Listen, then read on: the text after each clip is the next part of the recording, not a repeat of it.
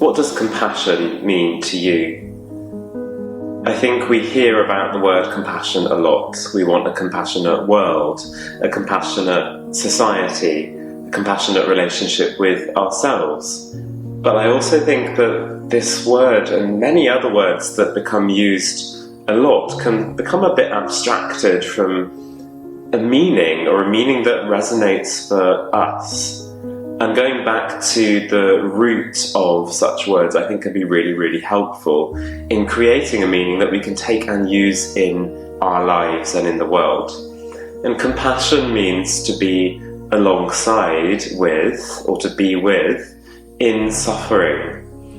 It can even be in pain or in passion, in the sense of a strong emotion. So to be compassionate to somebody who is in a strong emotion of joy is to be with them, or be alongside them in their joy. And I don't think we think about that automatically when we think compassion, to be alongside in compassion, or to be with, very simply put, in passion. We have many passions and things that move us in so many different ways. And it's not just, when somebody's in emotional pain that we show compassion. It can be through sharing somebody's joy and being able to really sort of connect with people in whatever state they happen to be in that moment, and to be with them or be alongside them. It doesn't mean we will be a carbon copy of them and we have to really sort of bring about the same emotion exactly, because nobody can have the same experience as anybody else. But I think it requires a sensitivity to what somebody is going through and an ability to not shy away from it. And we do that for ourselves too. And compassion-focused therapy talks about 3 flows of compassion. The compassion we receive from others, which is from birth, which teaches us, I suppose, the framework of compassion and worth.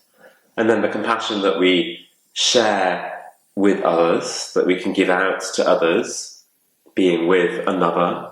The first one that comes to mind usually. And then compassion for ourselves, and it's part of a flow of compassion, 3 flows, but it's an internal kind of movement of being able to show compassion for ourselves. It's not something that's just there, otherwise it wouldn't be a flow. It's a movement of and an acting of compassion for ourselves. And so the Easter story, of course, is about compassion at heart, and that's why I brought this to this Easter meditation.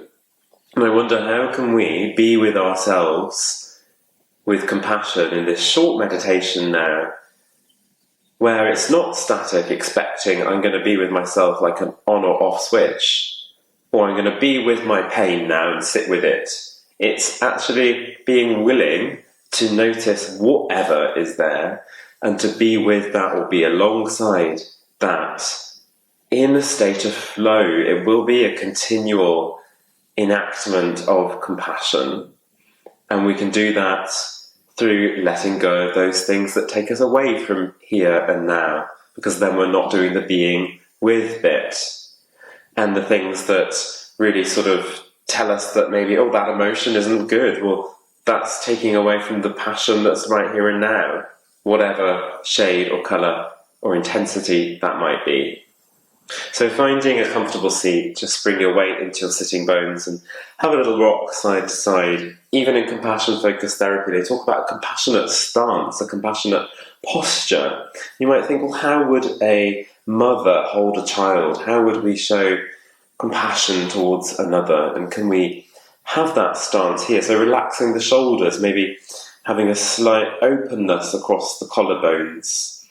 And if it's comfortable, you might float your eyes, half closed or fully closed. Bring your weight to evenness and steadiness. And then even out the length of the breath on the way in and on the way out. And see if you can allow the breath to not be forced or rigid, but free and flowing and easy.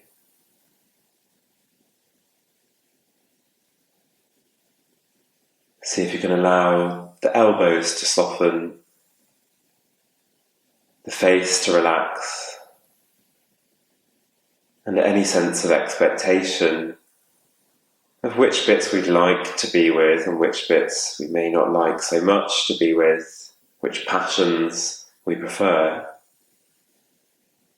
Let that expectation go or put it down when it pops back up.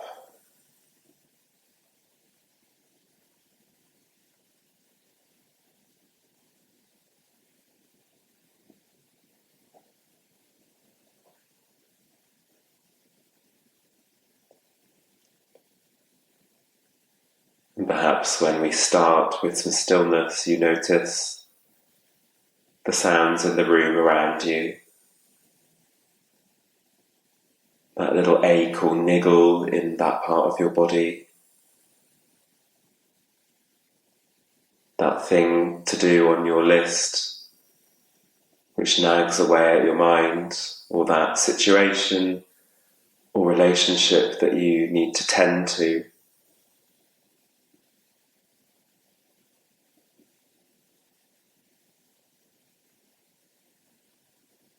Can the act of noticing your breath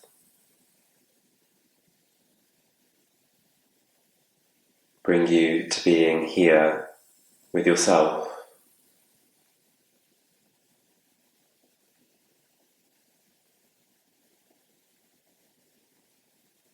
Can the act of non-judgment between the different passions that move you help you to be alongside or with yourself, however you find yourself to be?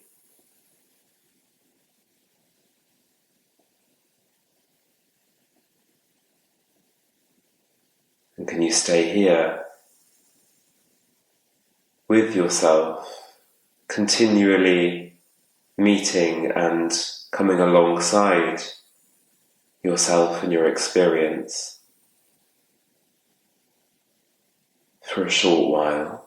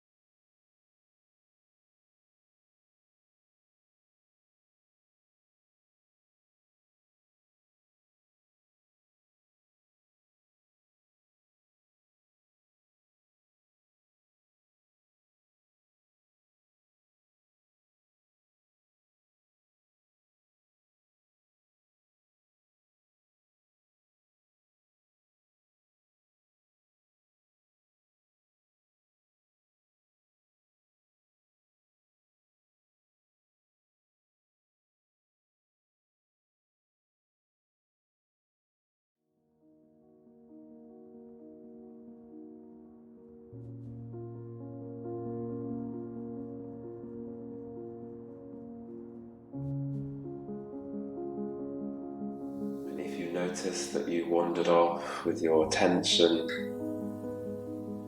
or something has flooded or crept into you that's given you a different kind of passion to deal with. Or even if you've really calmed down and focused on the here and now, you you start to just deepen your breath a little bit on the inhale and on the exhale. Maybe you can inhale through the nose and open the mouth and just sigh out. You can pick up your hands to your chest, take another inhale and let go. Good, and then bring your hands just over your eyes, bring your forehead down, your chin to your chest, and blink open your eyes here in your hands. And slowly just lowering the hands down, palms facing up here, looking at your hands. And we finish with a movement that represents the continual flow of compassion for ourselves, that of course is not disconnected from that which we give to others or receive from others. So lift the palms out and up. Exhale, bringing it back into your heart and down. 2 more like this. Inhale and exhale. Last time. Inhale, reach out and up. Bring your hands through prayer. Bow yourself forwards. You can round your spine a bit. And ending our practice there. Thank you very much. Just lift yourself up, have a little bit of a move around, and go on with the rest of your day alongside yourself, however you are, with compassion.